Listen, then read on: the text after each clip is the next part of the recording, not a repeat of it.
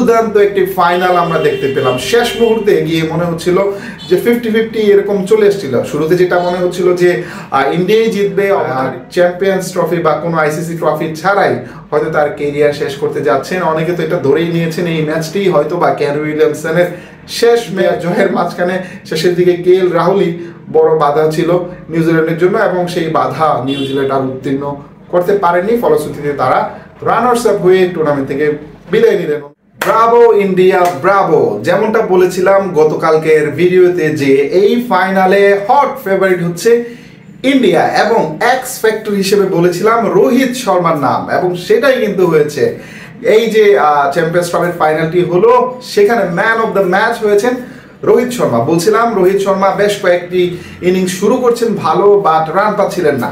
তবে তিনি হচ্ছেন বিগ ম্যাচ প্লেয়ার। আইসিসির ফাইনালে সবসময়ই ভালো খেলেন, সিরিজের যে কোনো ফাইনালেও ভালো খেলেন।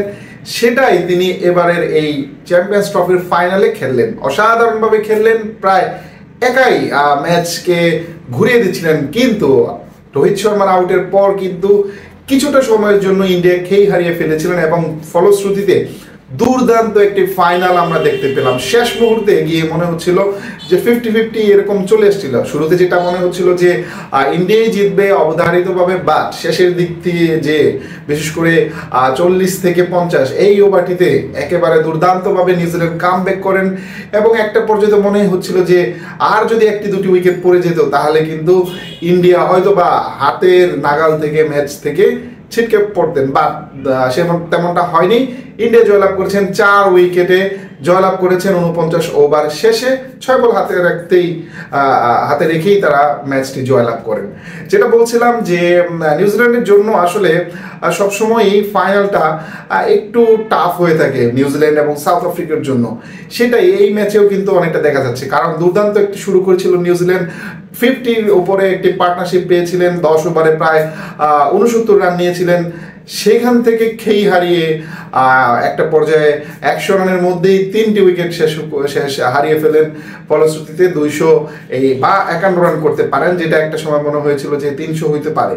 বাট যদি 300 রান হইতো তাহলে কিন্তু ইন্ডিয়ার জন্য এই ম্যাচটা চেস করা ডিফিকাল্ট হয়ে যেত। বাট যেটাই হোক, ইন্ডিয়া এই ম্যাচে হট ফেভারিট ছিল, এবং তারা এই ম্যাচটি উইন করেন, এবং 3টি চ্যাম্পিয়ন্স ট্রফির মালিক হন বর্তমান টিম ইন্ডিয়া। অন্যদিকে নিউজিল্যান্ড একেবারে হাতের মুঠোই পেয়েছিলেন দ্বিতীয় শিরোপা অর্জন করার জন্য, বা তারা সেটা করতে পারেননি। এখানে অনেকেরই মন খারাপ যে ক্যান উইলিয়ামসন কোনো চ্যাম্পিয়ন্স ট্রফি বা কোনো আইসিসি ট্রফি ছাড়াই হয়তো তার কেরিয়ার শেষ করতে যাচ্ছেন। অনেকে তো এটা ধরেই নিয়েছেন এই ম্যাচটি হয়তো বা ক্যান উইলিয়ামসনের শেষ ম্যাচ হতে যাচ্ছে। অন্যদিকে রোহিত শর্মা নিয়েও গুঞ্জন হচ্ছে, রোহিত শর্মা কি এই ম্যাচ শেষেই রিটায়ারমেন্ট ঘোষণা করবেন কিনা। যদিও এখনো তিনি ঘোষণা করেননি, বাট আমি নিশ্চিত তিনি হয়তো ম্যানেজমেন্টের সাথে কথা বলবেন। যদি কোনো গ্রিন সিগন্যাল পান 2027 ওডিআই বিশ্বকাপের, তাহলে হয়তো তিনি চালিয়ে যাবেন।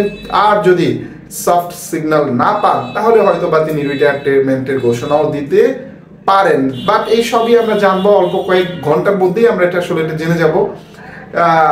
শুরুতেই অভিনন্দন জানাচ্ছি আমি পাকিস্তানের যে ম্যানেজমেন্ট তাদেরকে, কারণ তারা এই চ্যাম্পিয়ন্স ট্রফিটা অবশেষে সফলভাবে সম্পন্ন করতে পেরেছে আইসিসির সহায়তায়। যদিও দুটি দেশে তারা আয়োজন করেছেন, বাট ফাইনালি তারা একটি আইসিসি টুর্নামেন্ট আয়োজন করতে পারলো দীর্ঘ কয়েক বছর পরে। নিজেদের মাটিতে আংশিক খেলা হয়েছে, তারপরেও তো হয়েছে। আবার আমি ধন্যবাদ জানাতে চাচ্ছি হচ্ছে ভারতকে, কারণ ভারত দুর্দান্তভাবে একটি খেলা উপহার দিলেন। বিশেষ করে ফাইনাল ম্যাচটিতে অসাধারণ, এরকমই ফাইনাল হওয়া উচিত। প্রথম দিকে কিছুটা খেয়ে হারিয়ে গেলেও ফাইনালি কিন্তু এই ফাইনাল ম্যাচটা একেবারে থ্রিলারে রূপ নিয়েছিল। যাই হোক, সেটা আর হতে দেননি। কেএল রাহুল বলা চলে যে তিনি একটা খুঁটি হিসেবে দাঁড়িয়েছিলেন এই ইন্ডিয়ার জয়ের মাঝখানে।